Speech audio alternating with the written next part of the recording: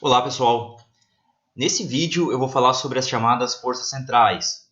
Eu vou definir o que é um campo de força central e vou discutir alguns aspectos gerais sobre esse tipo de força, como por exemplo o momento angular e a energia mecânica. Vamos começar relembrando um pouquinho do que a gente viu no último vídeo. A gente tratou do chamado problema de dois corpos. Tinha duas partículas, massas m1 e m2. Elas estão isoladas e interagindo entre si. Aqui está a força de interação entre elas. Usando esses raios vetores R1 e R2, a gente chegou num sistema de equações diferenciais, as equações de movimento, em geral acoplado. E aí a gente foi capaz de desacoplar esse sistema usando novas variáveis, ou mapeando esse problema em um outro problema. Esse outro problema consiste de uma partícula de massa emisão, a gente chamou de partícula do centro de massa, com um raio vetor R do centro de massa, livre, não está interagindo com nada. Está aqui a equação de movimento dela. E outra partícula de massa μ, a chamada partícula de massa reduzida, com um raio vetor R, onde R é R1 menos R2, e essa partícula de massa reduzida está sob a ação de uma força F, a mesma força F que eu tinha aqui. Agora, essas duas partículas não interagem entre si e o sistema desacopla. E aí, o que a gente quer fazer agora é estudar esse tipo de equação aqui, resolver essa equação. Essa primeira já está resolvida, está me dizendo que a velocidade da partícula do centro de massa é constante. Então, a gente quer estudar essa equação, mas a gente vai fazer uma restrição. A gente não vai considerar qualquer tipo de força F. A gente vai considerar as forças F que eu posso escrever dessa maneira. Uma função da distância até o ponto O vezes o versor R.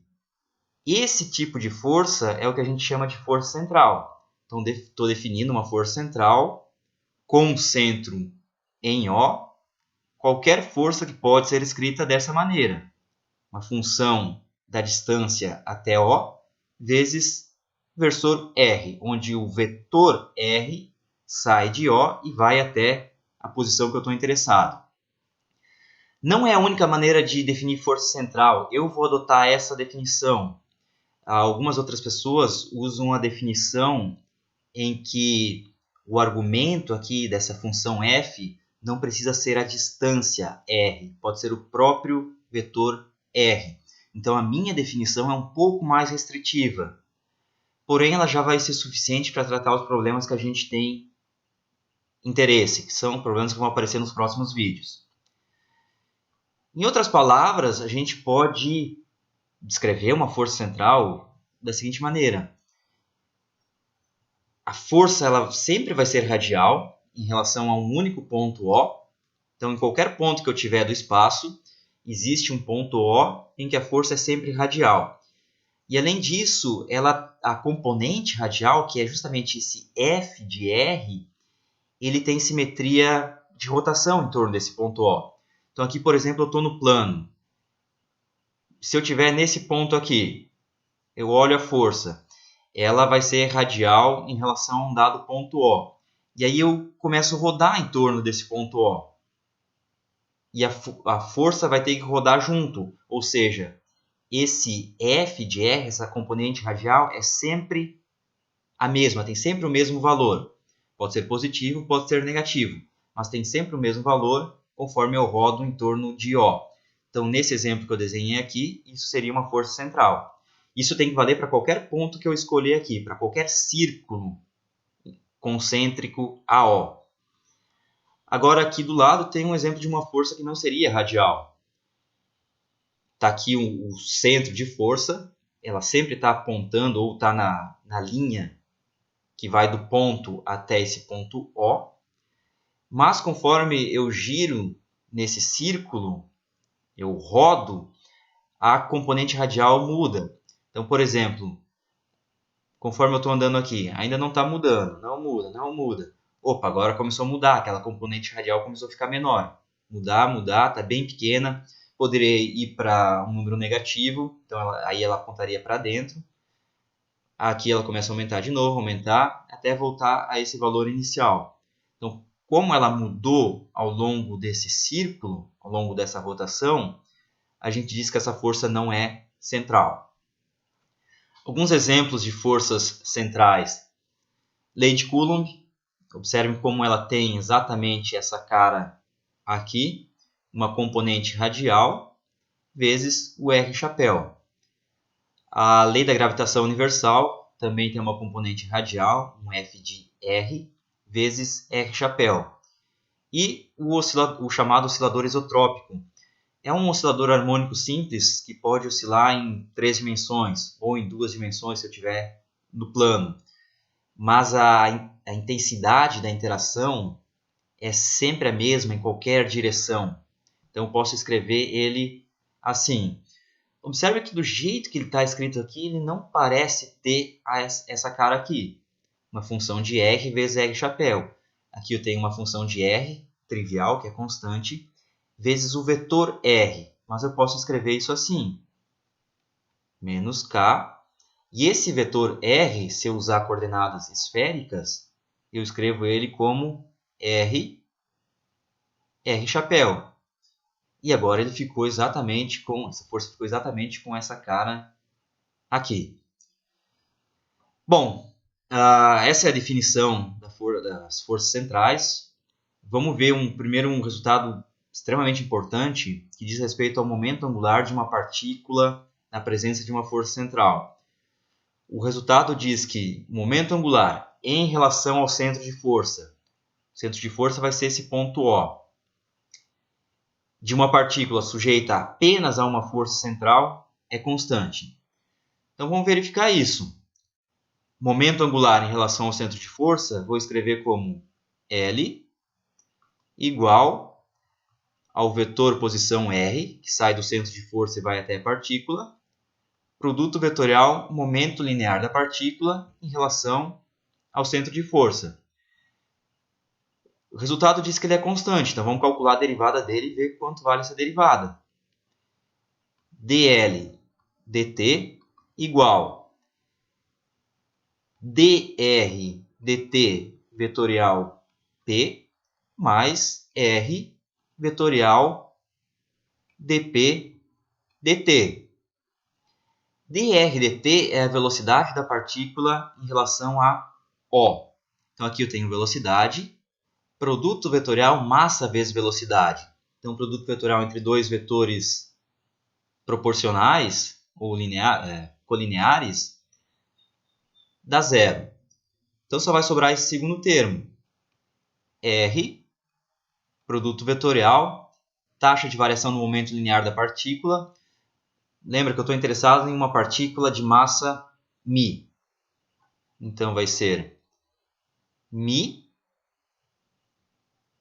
R, dois pontos. O P é μ R ponto. Derivo mais uma vez, vai dar μ R, dois pontos. E o μ R, dois pontos, eu sei quanto vale. Está aqui. Força F. Então isso aqui deu R vetorial F.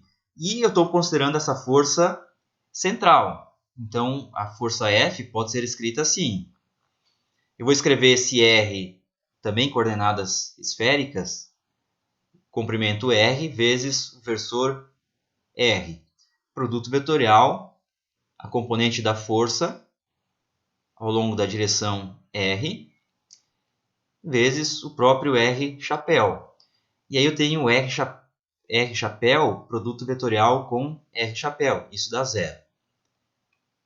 Então, a derivada do momento angular em relação ao centro de força da partícula é zero. Isso implica que o momento angular em relação ao centro de força é constante, que é o que esse resultado está dizendo. Não importa qual é a forma daquela força central. Qualquer força central vai conservar o momento angular em relação ao centro de força. Se eu pegar outro ponto, isso não vai ser verdade em geral, tá? Fisicamente, o que isso significa? Bom, se o momento angular da partícula em relação ao centro de força é constante, significa que a magnitude dele é constante e direção e sentido dele é constante. Está fixo o vetor L. Agora, o vetor posição da partícula é perpendicular a L, porque L é R vetorial P. Tanto o vetor posição quanto o vetor momento linear são perpendiculares a L. Ou seja, a posição, o vetor posição da partícula e a velocidade da partícula estão em um plano perpendicular a L. Como L nunca muda, a partícula sempre vai ficar nesse plano perpendicular a L, sempre no mesmo plano. Então isso implica que o movimento dessa partícula sob ação dessa força central, ele se dá sempre em um plano fixo, contendo o centro de força.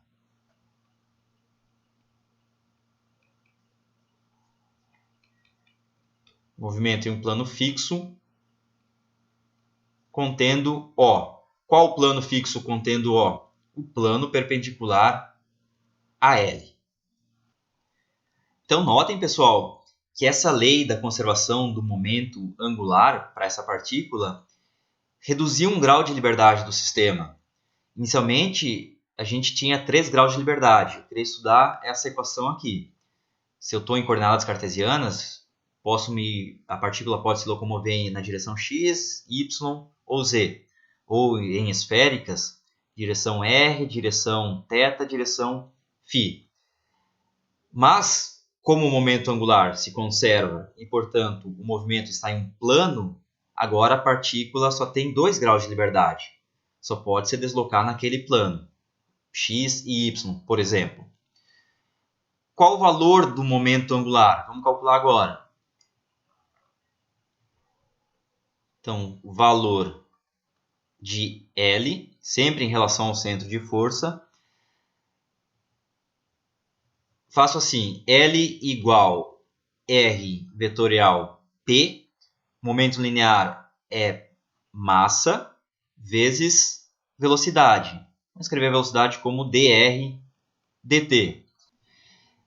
Esse R, o vetor posição da partícula, está em um plano. Vamos chamar esse plano de movimento de plano XY. Está aqui o plano de movimento, XY. Partícula é restrita a esse plano. O vetor R, então, eu posso escrever em coordenadas polares. Ele vai ser isso aqui.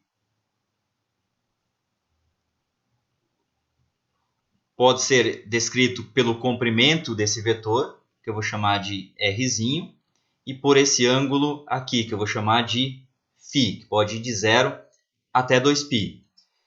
Quero escrever essa velocidade também nessas coordenadas polares aqui. Então, vou olhar para o dr. O que significa um dr? Significa fazer um deslocamento infinitesimal, arbitrário, a partir desse ponto aqui. Então, em coordenadas polares, o que eu posso fazer? Posso andar um pouquinho para frente aqui, radialmente. Isso aqui é um infinitésimo. Esse infinitésimo tem comprimento dr e está na direção r chapéu. E posso andar um infinitésimo na direção perpendicular. Isso me dá o deslocamento arbitrário. Esse infinitésimo aqui tem comprimento r vezes dφ, o ângulo que abriu aqui, e ele está na direção φ chapéu. Então isso é r dφ φ chapéu. Ou seja, o dr é a soma desses dois vetores. dr é chapéu mais r dφ φ chapéu.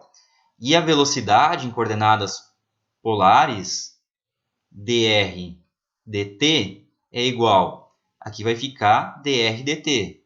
Vamos chamar de r ponto. R chapéu, que é a velocidade radial. E aqui vai ficar r dφ dt. R φ ponto. φ chapéu. Observem que R φ ponto é a magnitude da velocidade tangencial.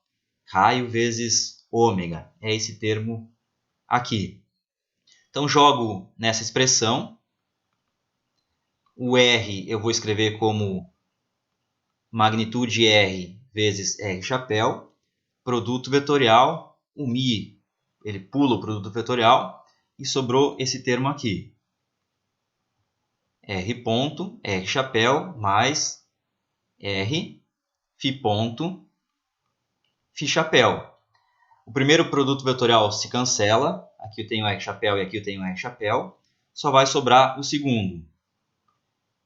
Mi, aqui eu tenho R, aqui eu tenho R, R quadrado, φ ponto. E aí eu tenho R chapéu, produto vetorial, φ chapéu. É esse vetor que está saindo do plano do quadro.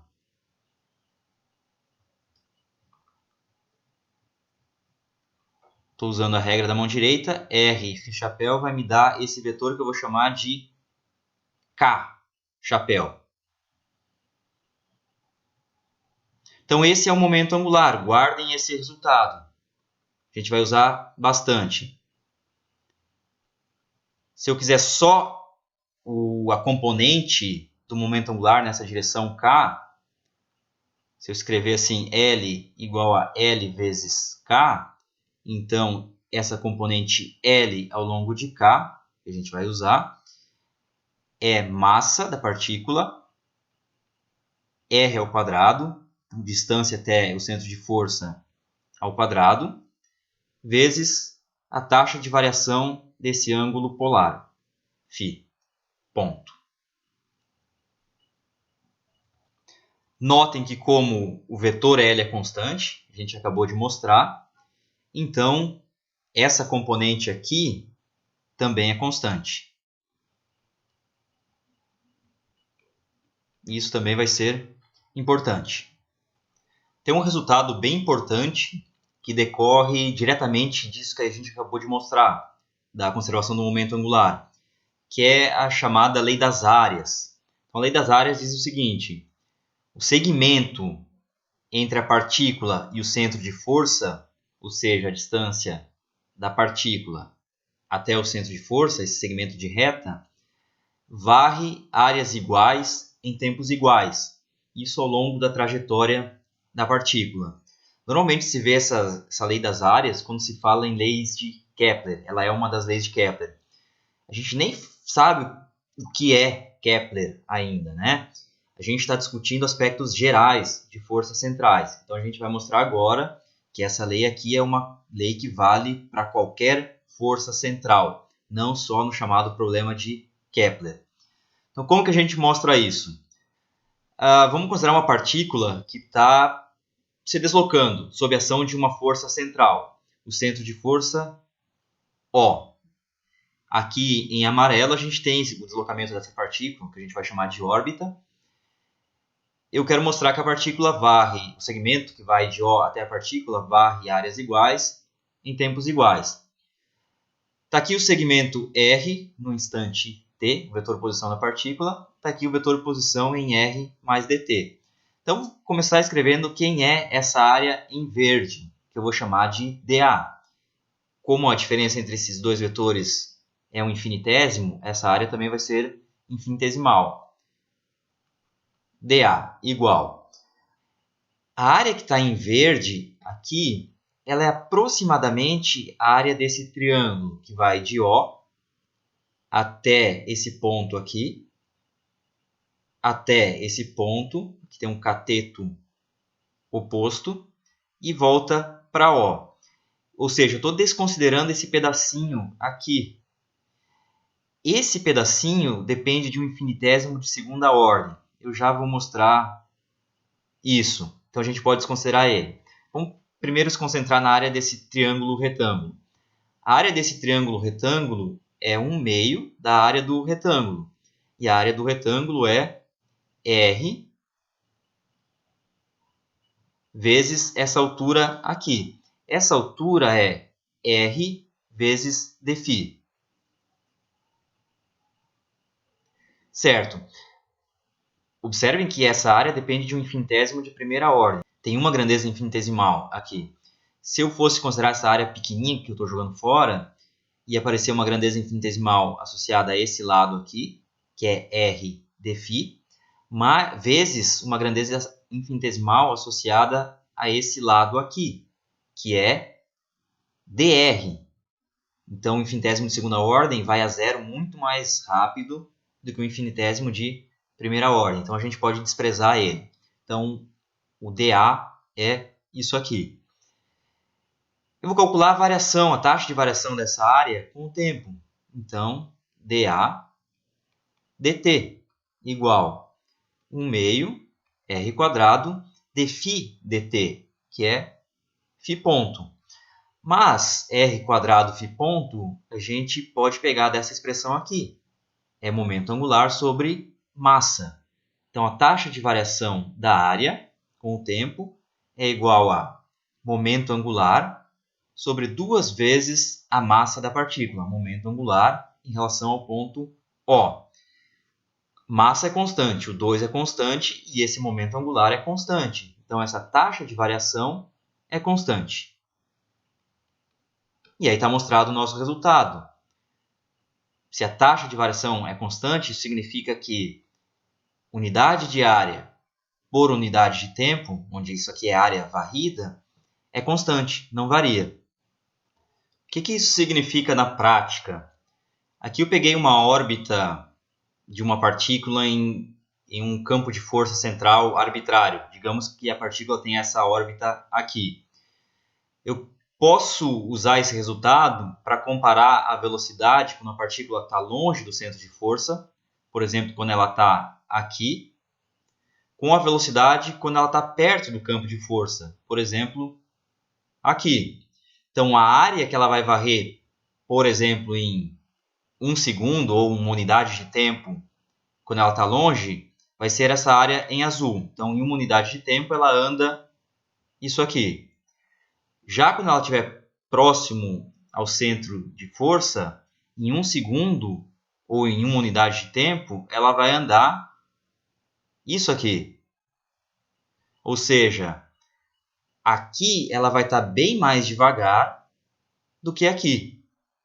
Mesma unidade de tempo, aqui tem uma distância menor, aqui uma distância maior. Então aqui ela vai estar devagar, aqui ela vai estar rápido. O quão mais rápido? De modo que essa área em verde seja igual a essa área em azul. Vamos discutir agora a energia mecânica dessa partícula sob a ação de uma força central.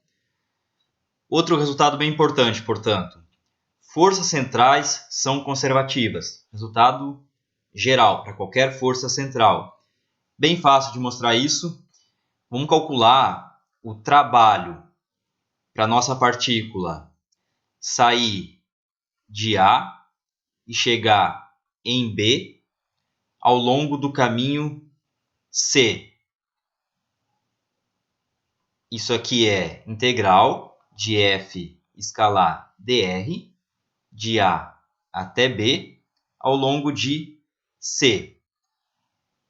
Escreve a expressão para essa força. Vamos escrever f de r, uma função da distância até o centro de força, vezes r chapéu. Estou assumindo que f é central. Produto escalar.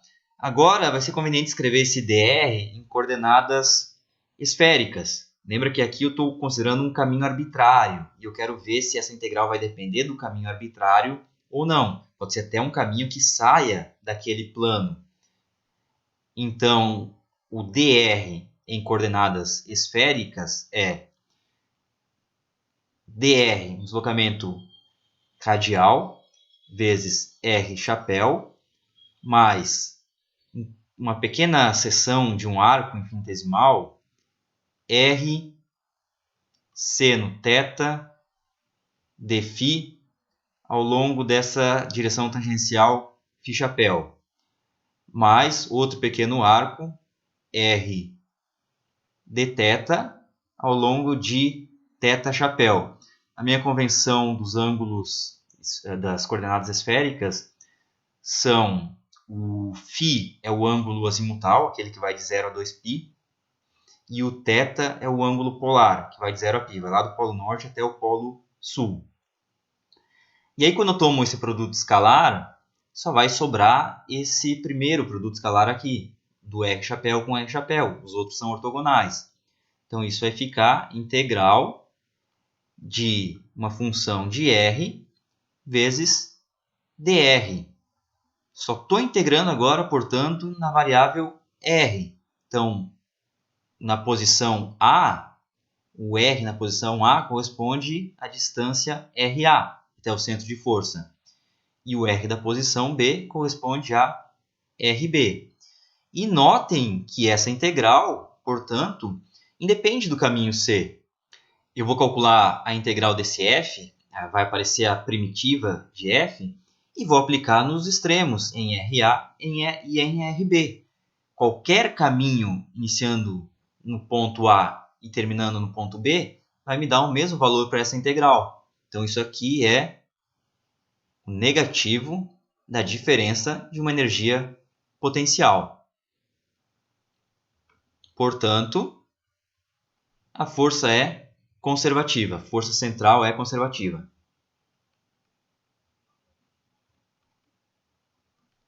Essa energia potencial eu sempre vou poder calcular assim, então a variação dela é igual a menos a integral de F de R dr, de RA até um RB.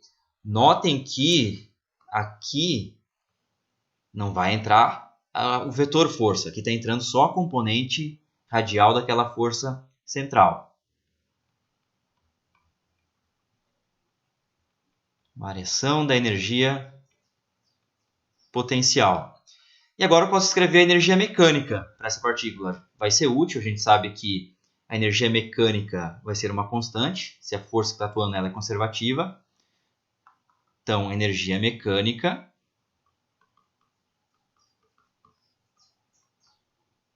vamos chamar de E, é a energia cinética mais a energia potencial associada a essa força central. Então, a energia mecânica, energia cinética, 1/2 da massa da partícula, velocidade ao quadrado. Essa velocidade ao quadrado eu vou escrever como vetor V, produto escalar vetor V. Só que o vetor V vai ser conveniente aqui escrever em coordenadas polares, como eu tinha escrito aqui. Então, estou pegando esse vetor aqui e tomando o produto escalar com ele mesmo. R ponto, R chapéu, mais R φ ponto, φ chapéu. Produto escalar ele mesmo.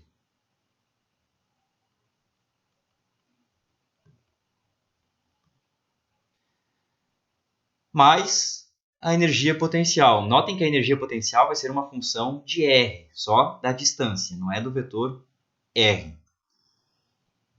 E vamos abrir esse produto escalar, vai ficar 1/2 de μ. Primeiro termo, esse escalar esse, vai dar R ponto ao quadrado. μ sobre 2 R ponto ao quadrado, energia cinética radial. Aí tem os termos cruzados que se cancelam, porque o R chapéu é ortogonal ao φ chapéu. E tem o termo associado ao produto escalar deste com este. Então, mais 1/2 de μ R quadrado, φ ponto ao quadrado, e só isso, né? Mais U de R. Esse segundo termo também é uma energia cinética, é energia cinética associada à rotação em torno de O. Observe como isso aqui é 1/2 do momento de inércia da partícula em relação a O, vezes velocidade angular ao quadrado. Agora eu vou fazer um truque aqui que vai aparecer mais vezes nos próximos vídeos. Talvez é o truque mais importante nessa parte de força central, que é o seguinte, bem simples. Eu vou pegar essa expressão aqui, esse L, eu vou isolar o φ ponto. Então, sempre que eu quiser eliminar o φ ponto em alguma equação, e eu quero fazer isso aqui, eu vou usar essa expressão do momento angular. Φ ponto é L sobre μ r ao quadrado. E ainda φ ponto ao quadrado, que é o que eu preciso aqui, L ao quadrado sobre μ quadrado r na quarta. Vou jogar aqui. Aí eu elimino φ ponto, escrevo φ ponto em termos de r. Fiquei com 1 meio de μ r ponto ao quadrado, mais aqui vai ficar L quadrado sobre μ quadrado r na quarta. Aí tem vezes μ sobre 2, então vai ficar L quadrado sobre 2 μ r quadrado, mais U de r. Olha que interessante. Esse segundo termo, ele não tem mais cara de energia cinética, mas ele é uma energia cinética de rotação, do movimento angular. Mas ele não tem explicitamente nenhuma velocidade aqui. Então ele está com cara de um termo de energia potencial. Então a gente vai escrever essa energia mecânica assim. Energia mecânica igual a energia cinética radial mais o que sobrou. E o que sobrou a gente vai chamar de energia potencial efetiva. Ou muitas vezes vou falar simplesmente potencial efetivo. Então essa aqui é a energia mecânica. Essa energia potencial efetiva estou definindo como esse termo aqui, que é uma energia cinética do movimento angular, também chamado de potencial centrífugo ou energia potencial centrífuga, L quadrado sobre 2μ r quadrado, mais esse termo que a gente vai chamar de energia potencial de interação ou potencial de interação.